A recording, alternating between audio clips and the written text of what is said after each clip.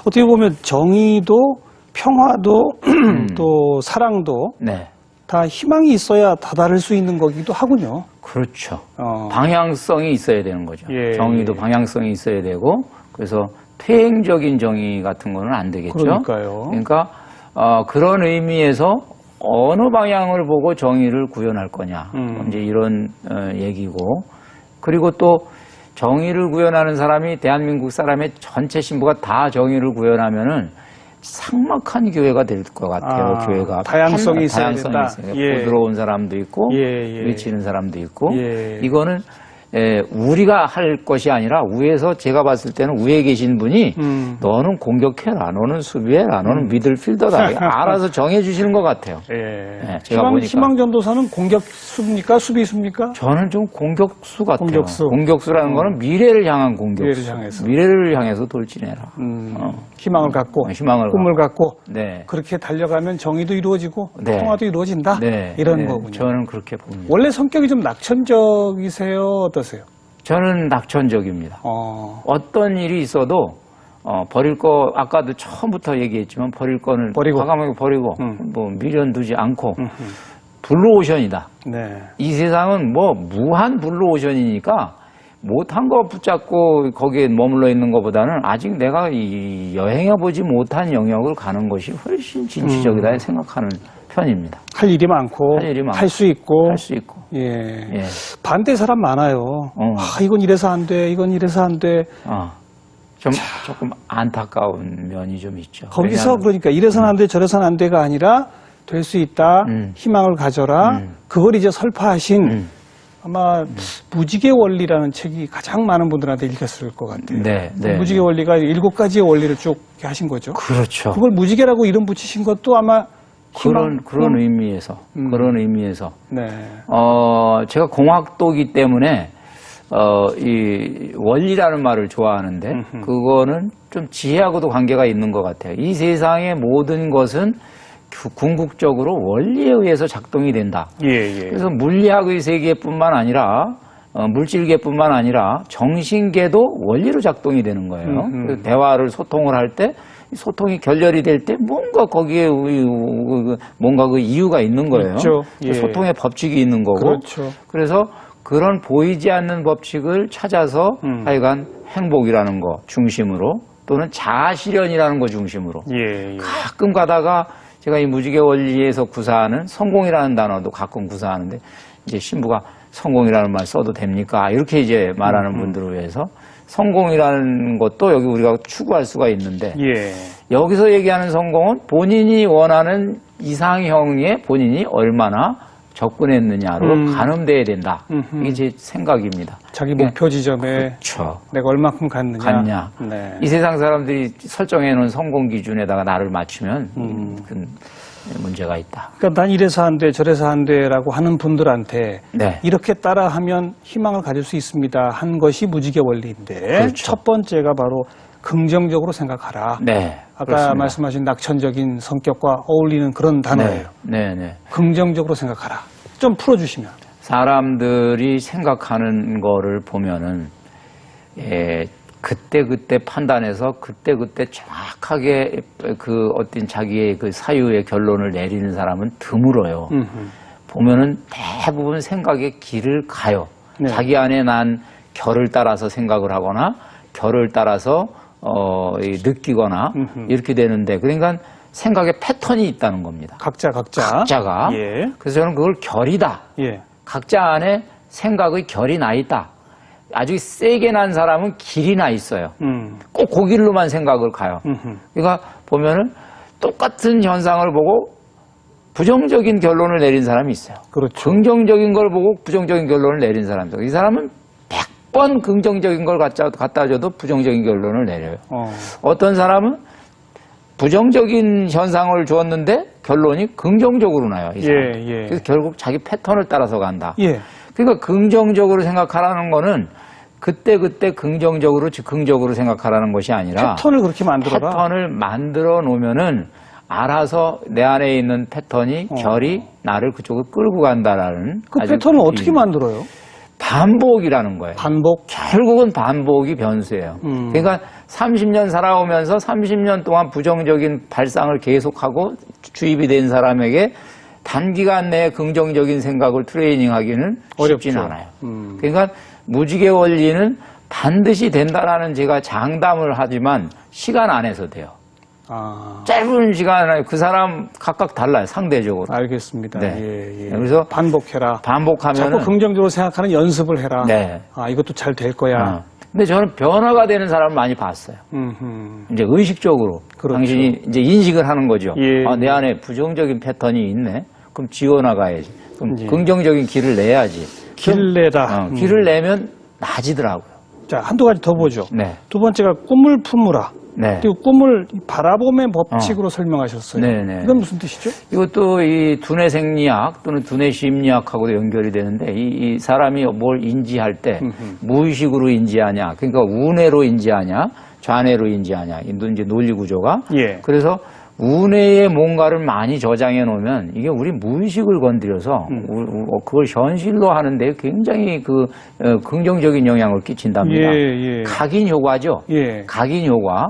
그러니까 각인 효과는 내가 꿈을 가질 때도 각인 효과가 있지만 집에서 집안 내력도 각인 효과가 있어요. 예. 그러니까 알코올 중독자 아버지나 아이가 좋지 않은 습관을 가진 것을 보면서 자란 사람은 본인이 아무리 결심을 해도 우뇌의 각인 효과가 어느 어떤 위기 지점에 가면은 그게 나타난다는 거예요. 네, 네. 그래서 이 각인이라는 체득된 게 거네요. 체득되는 거죠. 예, 예. 그런데 이걸 이제 인위적으로 그 효과를 아니까 활용을 하는 거예요. 그럼 이 자기의 꿈을 여기다 각인을 시켜놓으면은 예. 이 각인된 것이 내 무의식을 건드리고 결국에는 나를 그렇게 행동하게 함으로써 비슷하게 행동하게 함으로써 그런 분위기를 풍기고 그것이 결국 현실을 만들어낸다. 네. 그래서 이 꿈의 법칙이에요. 우뇌에다가 내가 꿈꾸는 어떤 성공의 모습, 이미지 그렇죠. 이런 걸 자꾸 넣어라 이겁니까? 그렇죠.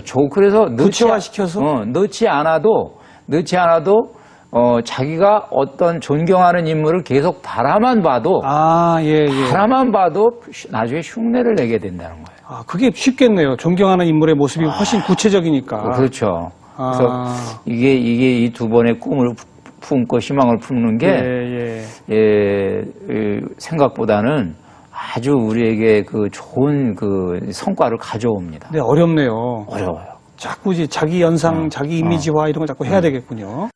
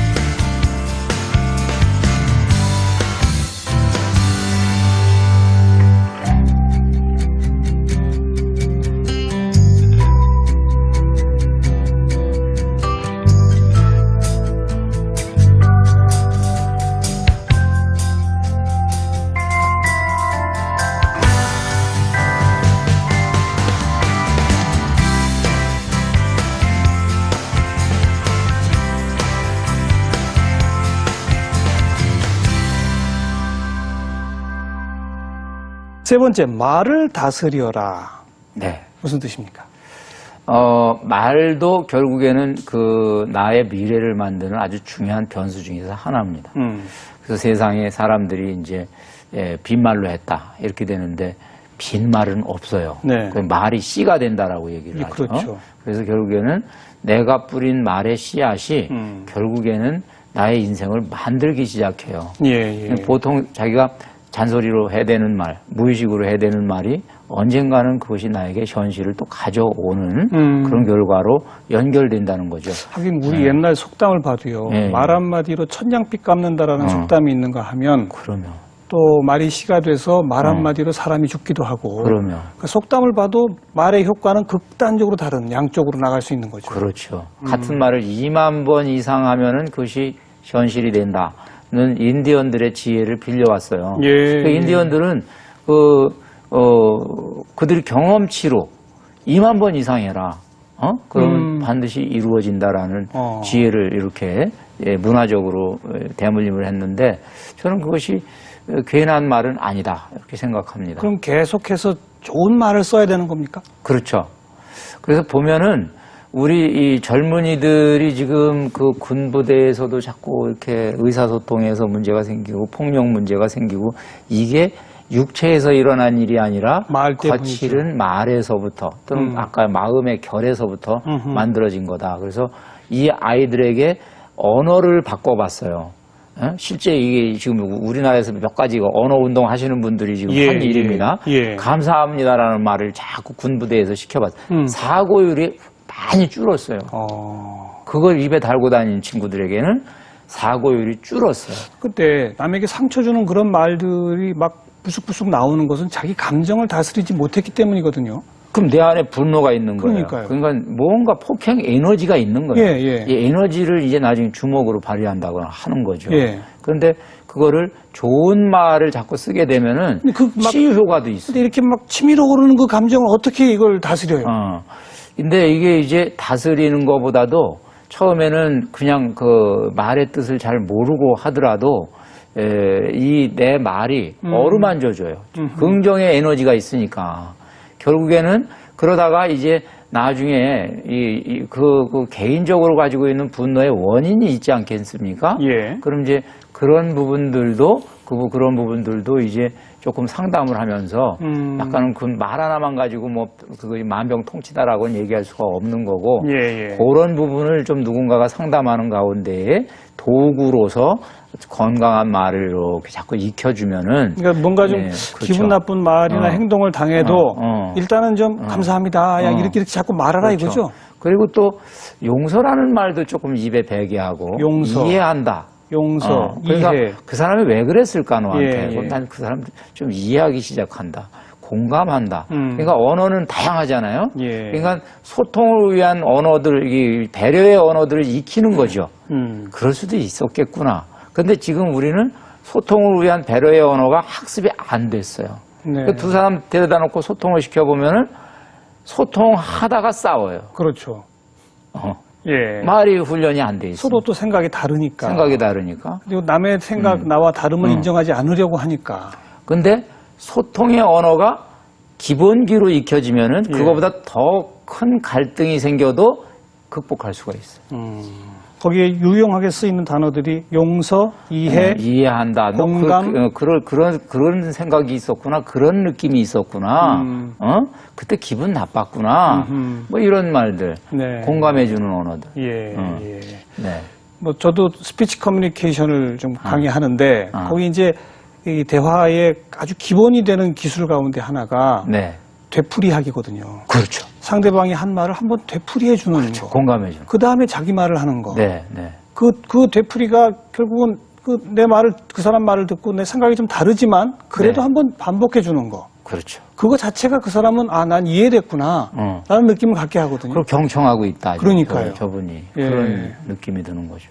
거기다가 감정까지 넣어서 공감과 표시까지 섞어서 되풀이해 준다. 이제 어떤 사람들이 보통 이런 말을 할 때 빈말을 나는 빈말하는 걸 싫어 이런 사람들이 있거든요. 난 생각이 아니니까. 그런데 말의 법칙을 따라가서 보면은 빈말을 하게 되면은 그 빈말의 내용이 채워져요.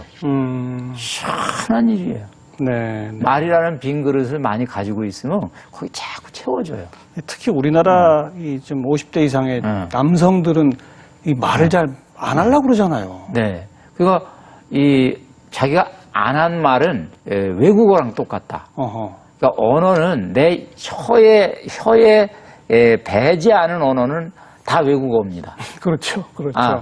국어가 아니에요. 그 사람에게 국어가 아니에요. 한국말이지만 자기가 안 쓰면 외국말이죠. 용서한다라는 말을 평생 한 번도 안 쓴 사람이 있을 거예요. 그 사람은 용서한다라는 단어가 외국어예요. 그럼 이 사람이 용서한다라는 말은 여기까지 굴뚝까지 올라왔어요. 근데 못 나와요. 왜? 입 밖으로 내라. 발음이 안 되는 거야, 그 사람은 지금. 그 길을 한번 그분들 내보죠. 발음하게끔 하는 방법은 뭡니까? 자꾸 연습밖에 없어요? 연습하고 무한 반복. 무한 반복, 좀 반복 연습. 그래서 인식을 하는 거죠. 네. 언어가 내 인생에 차지하는 비중을 인식하면은 그러면은 노력이 이제 거기에 따라오겠죠. 예. 인식을 했으니까 느끼고 바꿔보자. 생각하고 그래, 말을 그다음 노력하고 바꿔보자. 그렇죠. 연습하고 반복하면 연습하고. 예. 입 밖으로 나오더라. 나옵니다. 처음에 용기도 필요하겠네요. 그러면. 쑥스러움도 좀 극복해야 돼. 화장실에서 해보는 거죠. 아. 사랑 고백 안 해본 사람이 화장실에서 자꾸 사랑합니다를 해보면 예, 예. 나오게 되는 거죠. 네. 이 방송 보시고서 갑자기 화장실 가시는 분이 좀 생길 것 같은데. 네, 네.